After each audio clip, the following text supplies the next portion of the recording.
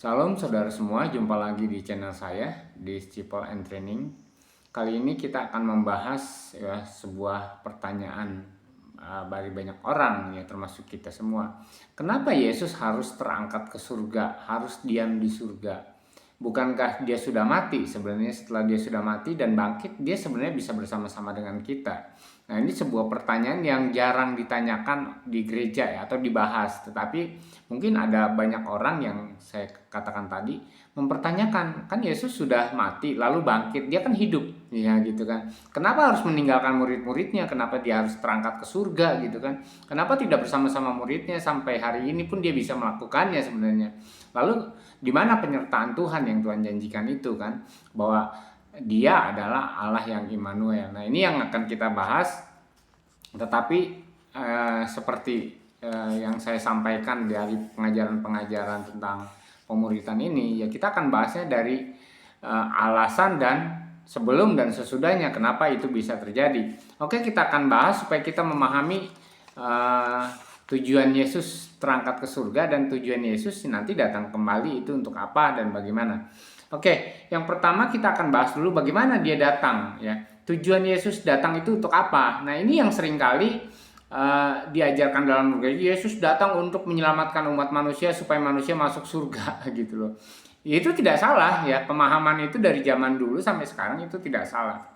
Nah, tapi intinya bukan seperti itu. Yesus menyelamatkan kita bukan supaya kita masuk surga, tetapi supaya roh kita dihidupkan kembali, ya kan? Supaya kita punya hubungan kembali dengan Tuhan. Ya tidak ada hubungannya sebenarnya dengan masuk surga, gitu kan? Karena Allah itu tinggal di surga dan tidak ada seorang pun yang dapat melihat Allah, ya kan? Sampai nanti pun ya, sampai akhir zaman pun mungkin nanti suatu saat kita akan kumpul yang dalam catatan katanya kita di surga ya. Kita tidak bisa melihat Allah karena yang menjadi Tuhan kita nanti adalah Yesus Kristus, Raja di atas segala raja. Itu yang harus dipahami, bahwa tujuan Yesus turun ke dunia ini sebenarnya adalah intinya adalah membuat koloni di muka bumi ini. Jadi koloni yang dibuat Allah dulu itu gagal. Ketika Allah ingin bersama-sama dengan Adam dan Hawa di Taman Eden, lalu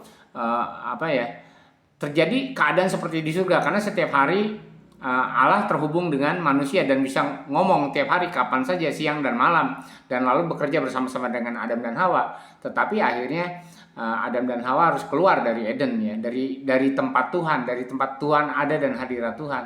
Lalu Yesus datang untuk membuat hal yang sama dengan Eden sebenarnya ya, walaupun sebenarnya ya bumi ini tidak sama dengan Eden, tetapi tujuannya adalah di bumi ini seperti di surga, sama seperti di Eden, ada komunikasi dengan Allah, sehingga Allah itu turun gitu, berkomunikasi dengan manusia sama seperti Allah melakukannya di Eden. Cuma bedanya apa? Nah, di bumi ini kita berperang melawan setan si jahat, karena Tuhan juga melemparkan Lucifer dan kawan-kawannya itu ke muka bumi ini. Jadi Lucifer bukan musuhnya Tuhan, tapi musuh Tuhan adalah manusia. Manusia adalah musuhnya Lucifer.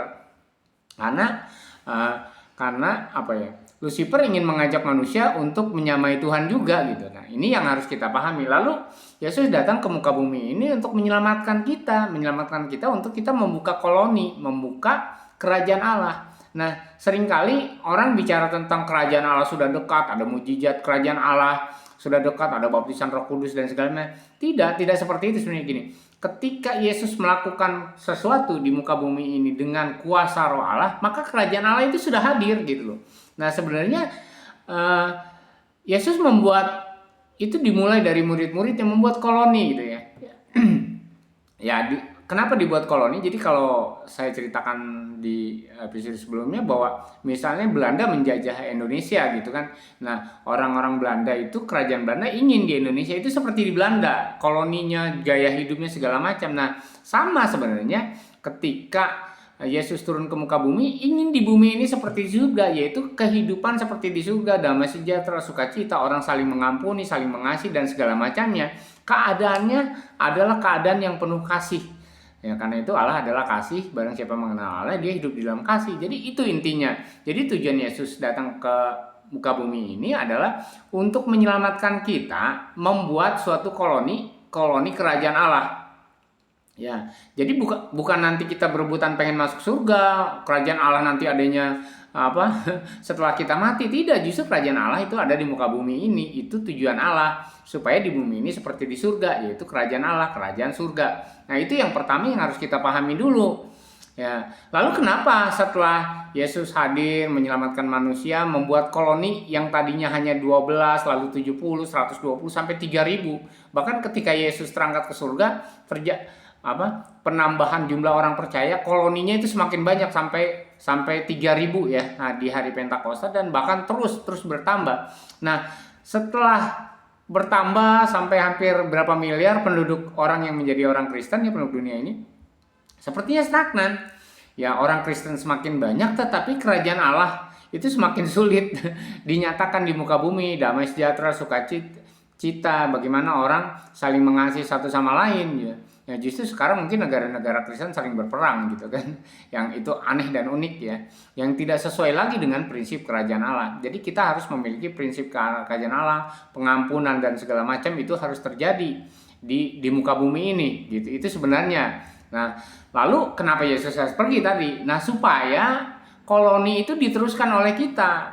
Makanya Yesus berkata, benih itu kalau cuma satu, dia cuma satu saja, tetapi dia harus mati. Ketika mati menjadi sebuah pohon ya, lalu menghasilkan banyak buah. Nah, Yesus sudah mati menghasilkan banyak buah, yaitu orang-orang percaya waktu itu ya. Zaman Kisah Para Rasul, lalu banyak juga akhir murid-murid juga mati ya, menjadi martir. Lalu begitu banyak juga akhirnya buah-buah yang dihasilkan, yaitu jiwa-jiwa yang ditambahkan. Nah, sekarang ini kan kekristenan kita adalah kekristenan yang tidak mau mati, kekristenan yang maunya sejahtera, kekristenan yang maunya happy, kekristenan yang tidak mau dianiaya, kekristenan yang yang ininya duit atau gedung gitu. Jadi satu sangat jauh berbeda. Makanya sebenarnya secara kualitas kekristenan kita jauh menurun ya kan. Kerajaan Allah di muka bumi itu seperti tidak terbentuk. Bahkan banyak orang Kristen ketika Covid kemarin ya niatnya mau bunuh diri. Ketika ada orang sudah pelayanan pengerja ya niatnya akhirnya ingin bunuh diri karena ada masalah. Nah, itu kan suatu hal yang tidak terjadi sebenarnya. Koloni kerajaan Allah, prinsip-prinsip kerajaan Allah di muka bumi itu berbeda di dalam Kisah Para Rasul. Ketika murid-murid pertama ya mereka malah inginnya mati bukan tidak ingin mati, mereka malah ingin mati karena mati adalah suatu keuntungan gitu kan, tetapi hidup adalah suatu tugas. Nah, sekarang kan banyak orang Kristen takut mati karena sudah terjerat oleh dunia ini ya, keuangan segala macam. Bahkan orang pada takut kalau gerejanya tutup gitu, orang pada takut kalau misalnya jemaatnya nggak ada. Hal-hal yang aneh yang untuk ditakutkan. Nah, ketika Yesus pergi, itulah kita yang menggantikan Yesus di muka bumi ini. Sama seperti Bapa mengutus aku, demikian aku mengutus kamu. Sama gitu loh. Prinsipnya tetap sama gitu kan. Bahkan kita harus menjadi martir bagi banyak orang, harus menyerahkan nyawa kita bagi sahabat-sahabat kita. Nah, sekarang gereja tidak mau menyerahkan nyawa bagi sahabat-sahabatnya. Ya, bahkan mungkin ada hamba-hamba Tuhan senior, gereja itu sekarang jadi pemeras lah. Karena inginnya uang, inginnya gedung, inginnya nama seperti Babel. Ya, makanya banyak gereja yang pecah sekarang karena mengutamakan Babel, mengutamakan nama gitu kan. Dan kemewahan, bukan lagi mengutamakan kualitas. Semua orang itu menjadi murid Kristus dan diselamatkan, membangun sebuah kerajaan Allah. Jadi kerajaan Allah itu kita membuat koloni-koloni. Nah, saya masuk beberapa gereja, anggaplah gereja A, gereja B di Indonesia itu adalah koloni kerajaan Allah. Tetapi prinsip hidupnya tidak seperti dalam kerajaan Allah. Ada sakit hati, ada kepahitan, ada saling senggol, ada saling hina menghina antara satu koloni dengan koloni yang lain. Ini kan luar biasa aneh, ya kan? Masa koloni kerajaan Allah tuh seperti itu hidupnya? Bahkan hamba-hamba Tuhan itu maruk sama duit, terus jemaat-jemaatnya dipaksa untuk yang miskin itu dipaksa untuk ngasih persembahan dan segala macam. Ini kan aneh. Itu prinsip di gereja yang sekarang begitu banyak denominasi. Itu tidak ada prinsip kerajaan Allah di situ. Yang adalah prinsip duniawi. Ya, saya pernah ceritakan di beberapa episode yang lalu. Saya ngomong sama satu hamba Tuhan, teman saya bilang, kayaknya kita telah salah salah membuat koloni. Ini seharusnya kita itu menggarami dunia, menerangi dunia. Ini enggak, justru kegelapan dunia yang menyelimuti kita, ya, kehambaran dunia yang masuk ke dalam ke gereja, sehingga prinsip-prinsip di dalam gereja adalah prinsip-prinsip duniawi, prinsip-prinsip bisnis, bukan lagi kita menjadi terang. Misalnya di dalam dunia bisnis, di situ ada garam, di situ ada terang yang kita bawa. Ini kebalikannya, justru di gereja yang sekarang hancur lebur nih, ya kan? Orang mencari nama, mencari pangkat, mencari uang di situ, ya. Renal Kasali bilang bisnis yang paling menjanjikan adalah bisnis yang berdasarkan agama gitu kan. Ya termasuk di kekristenan juga. Nah, ini yang harus kita pahami sekali. Nah, supaya dilanjutkan itu di bumi seperti di surga itu bahkan sampai ke ujung bumi, sampai semua bangsa mengenal Tuhan katanya. Sampai nanti setiap lutut bertelut, setiap lidah mengaku bahwa Yesus adalah Tuhan, Yesus adalah penyelamat, Yesus adalah prototip manusia, supaya kita menjadi serupa dengan Dia. Itu sebenarnya tujuannya kenapa Dia akhirnya terangkat ke surga.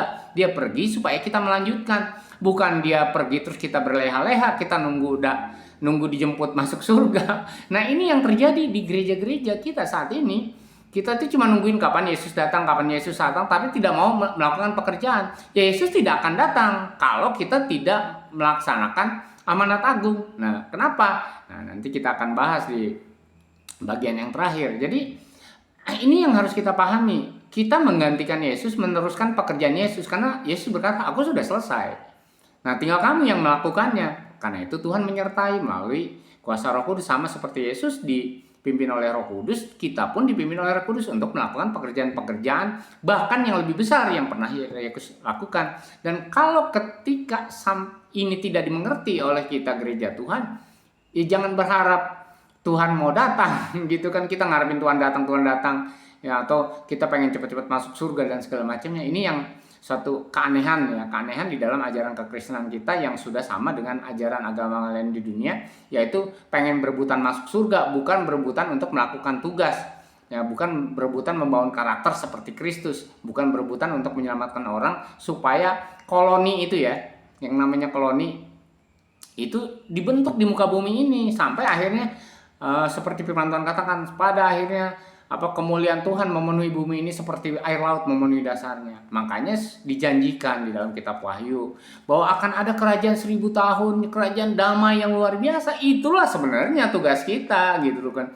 Kapan kerajaan damai 1000 tahun itu terjadi? Ya kalau kita melakukan tugas mengkolonisasi gitu kan, orang-orang yang hidup di dunia ini menjadi hidup seperti di dalam kerajaan surga. Dan prinsip-prinsip kerajaan surga berbeda dengan prinsip-prinsip dunia ini. Yang menjadi itu tidak terjadi karena apa? Karena prinsip dunia ini dimasukkan ke dalam gereja, sehingga gereja tidak membangun koloni kerajaan surga. Nah, itulah yang akhirnya mungkin membuat sebenarnya hamba-hamba Tuhan yang ngerti ini, ya termasuk saya, itu marah sebenarnya. Gereja ini kalau mau dibilang sesat ya tidak, dibilang tidak juga gimana ya pengajarannya gitu, itu aneh. Nah, ini yang lalu kan yang terakhir nanti setelah dia pergi, Yesus akan datang kembali. Nah, seperti katanya seperti kamu melihat Yesus terangkat ke surga, kamu akan melihat Yesus akan datang lagi. Nah, kapan Yesus datang sendiri lagi gitu kan? Nah, kita tuh berdoa supaya Yesus cepat datang, tapi kita tidak pernah melakukan apa yang Tuhan mau supaya dia datang. Jadi gini, di dalam prinsip agama Yahudi, ketika seorang pria melamar orang wanita, lalu dia pergi. Nah, nanti akan datang, entah kapan datang waktunya untuk menyambut.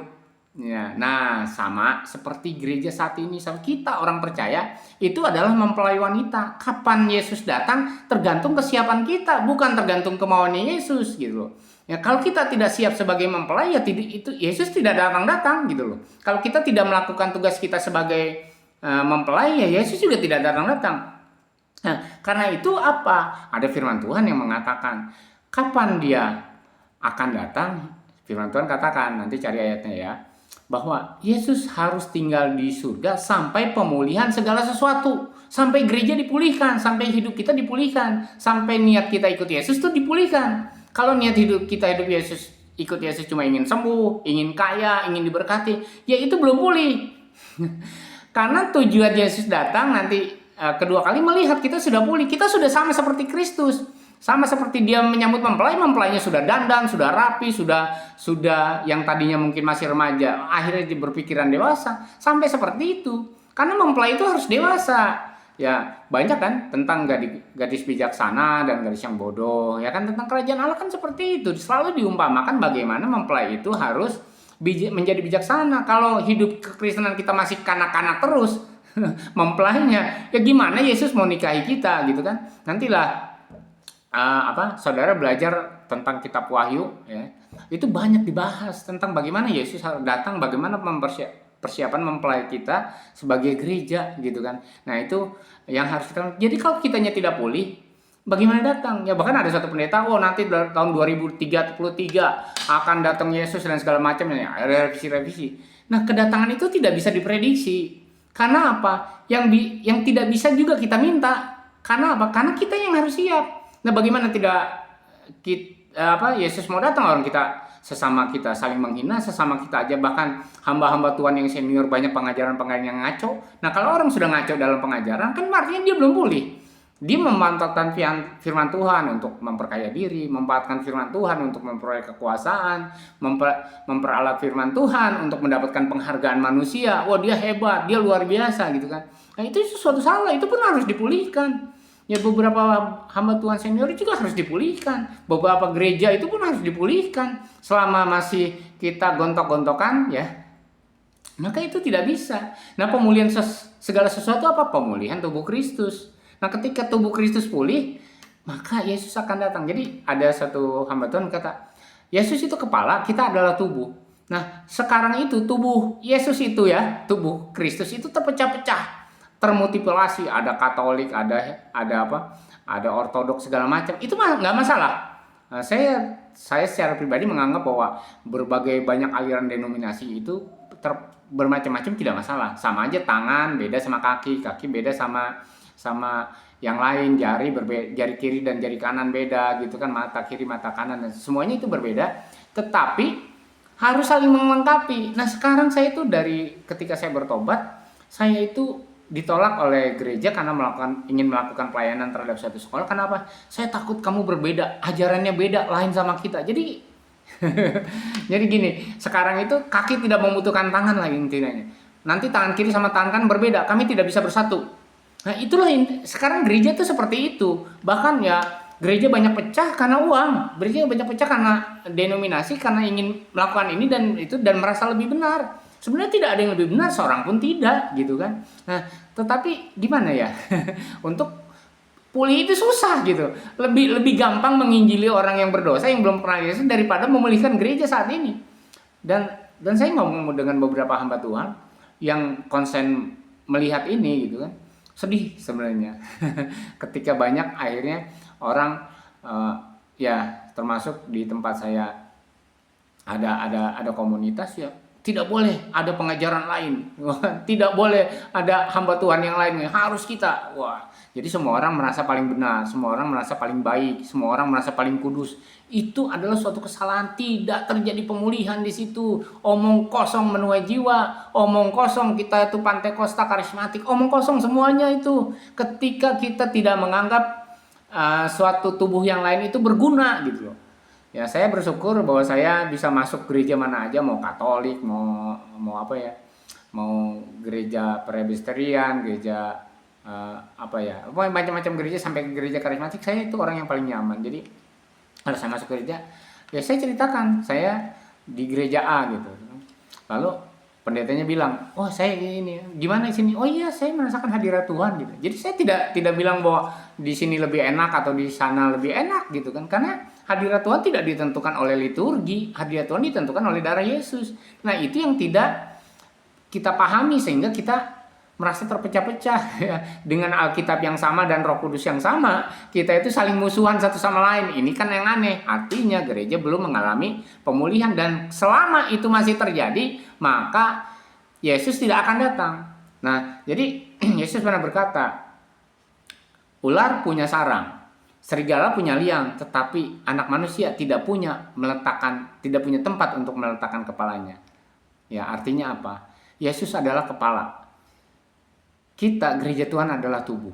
Nah, kalau gereja Tuhan yang mau terpecah-pecah, tidak terjadi pemulihan, kepalanya mau naruh di mana, gitu kan? Ya, ini hamba Tuhan senior bilang begitu. Ya nggak mungkin datanglah kepala itu, orang tubuhnya aja masih pecah-pecah, tubuhnya aja masih berantakan, kepalanya mau taruh di mana? Kepala itu kan ditaruh di atas tubuh, ya kan? Yang berpikir semua itu adalah kepala, tubuh itu ngikutin, ya gitu loh. Nah, yang anggaplah firman Tuhan itu adalah kepala. Pikiran Tuhan itu adalah firman Tuhan. Masa tangan berpikir sendiri, kaki berpikir sendiri gitu kan, karismatik berpikir sendiri, Pentakosta berpikir sendiri, Baptis berpikir, ya nggak bisa. Semuanya harus memiliki pikiran Kristus. Walaupun berbeda-beda denominasi, pikirannya itu pikiran Kristus. Nah, masalahnya kenapa kita terpecah-pecah? Karena kita punya pikiran sendiri. Bisa dibayangin nggak kalau kita tubuh kita ini, ya, kepala saya itu punya pikiran, tapi tangan saya punya pikiran sendiri, kaki saya punya pikiran sendiri, wah berantakan itu, tubuh saya terpecah-pecah. Nah, itulah yang dimaksud sama Yesus. Ya, anak manusia itu tidak punya tempat untuk meletakkan kepalanya karena dia adalah kepala dari tubuh gitu kan. Nah, itu yang bisa saya sampaikan hari ini. Ini bukan sebuah apa ya, intonasi yang marah-marah, tapi saya juga kesal karena ternyata apa, kita itu omong kosong, bullshit, ngarepin Yesus datang. Kalau itu masih terjadi, bullshit lah, omong kosong lah. Kita banyak hidup munafik lah, gereja-gereja lah. Saya sih tidak ingin menghina teman-teman semua, enggak. Selama kita masih melakukan itu, kita tuh munafik. Kita itu omong kosong, mengharapkan pemulihan segala sesuatu. Pemulihan itu yang pertama itu dari dalam, bahwa kita satu.